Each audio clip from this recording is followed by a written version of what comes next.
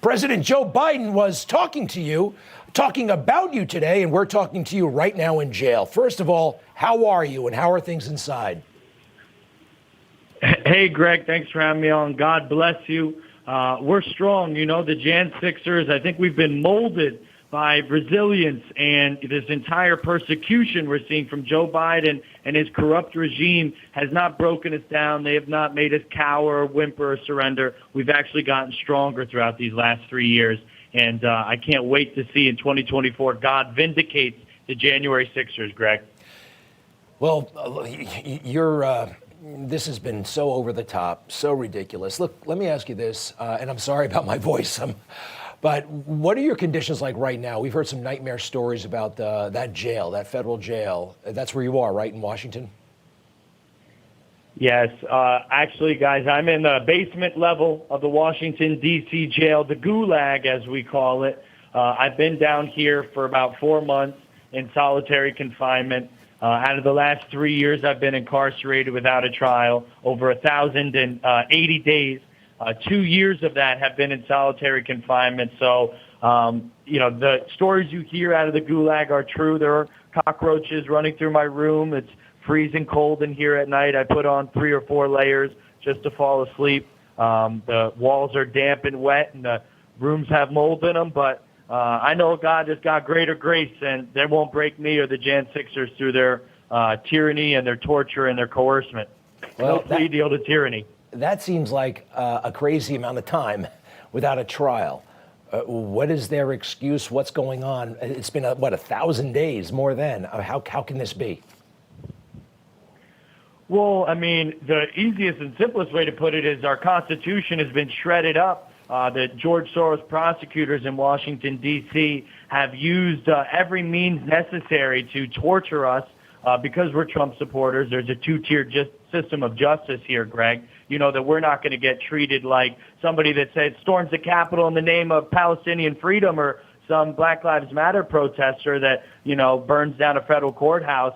They're going to get, a desk appearance ticket, little disorderly conduct, $80 fine. But me and the Jan Sixers, we're going to get sentenced and charged with heinous crimes, one of them being the 1512 obstruction of Congress charge. That is a 20-year maximum felony charge. 330 Jan Sixers have been bludgeoned with it, weaponized law code, and also Donald Trump. And me and my legal team, along with Fisher and Miller, 2 other Jan Sixers, we filed in the Supreme Court, and the Supreme Court has picked up our case. So we're seeing, God willing, a chance at getting some relief of this horrible tyranny that we're suffering under. How did you feel about President Biden talking about you guys today and the manner in which he was talking about you? It's more messaging. It's spineless messaging from a corrupt regime that's holding on barely by a thread. The American people are waking up. We're no longer going to be duped by these communists coming in and trying to tell us they're Democrats. I remember what a Democrat was. My grandfather, who served in the Korean War, was a Democrat, and he was a hard-working, red-blooded American man. These people aren't Democrats. They're Marxists and communists dressed up and pretending and usurp the Democrat Party. And so they're just trying to hold on to their last little bit of power before Trump comes back in 2024. And we see the Republic of America revive itself, a constitutionally sound state once again. Now, look, a couple of things about you in jail. Number one, the phone connection sounds great. You're active on Twitter somehow. You had a thriving podcast. It's pretty wild that you're able to do all this stuff in federal jail. You talked about the conditions. Is this, I don't want to say special treatment. It doesn't sound like you're getting special treatment, but I didn't quite frankly expect you to be able to do all this. And you're talking to us again on the phone, which is great. What's going on there? Well, God's opened up doors for me and surrounded me by a group of volunteers, Christian brothers and sisters.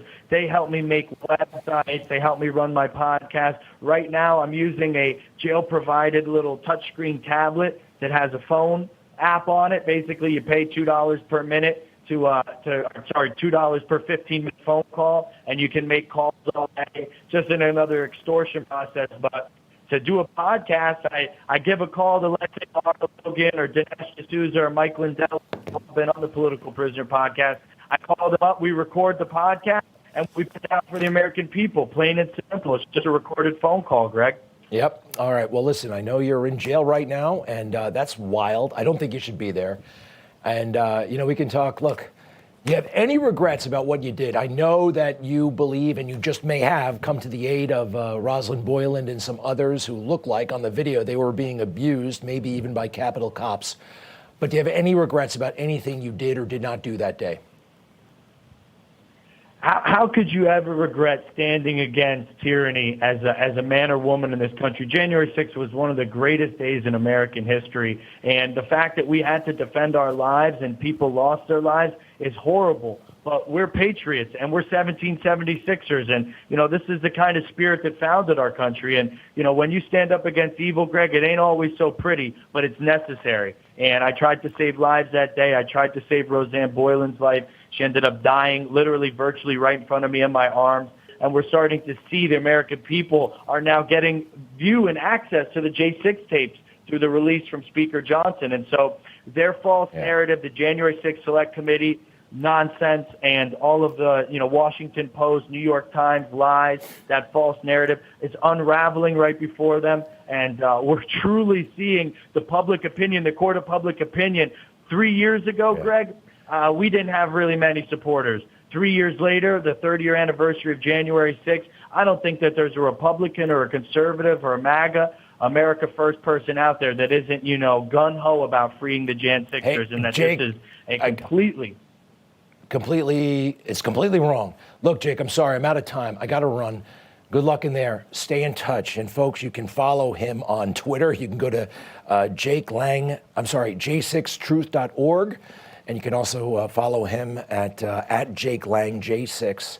And I admire your spirit very, very much. Please give our best to everybody else you're in there with. This should not be happening in America. Jake Lang, thank you. Best to your family, and we'll be right back.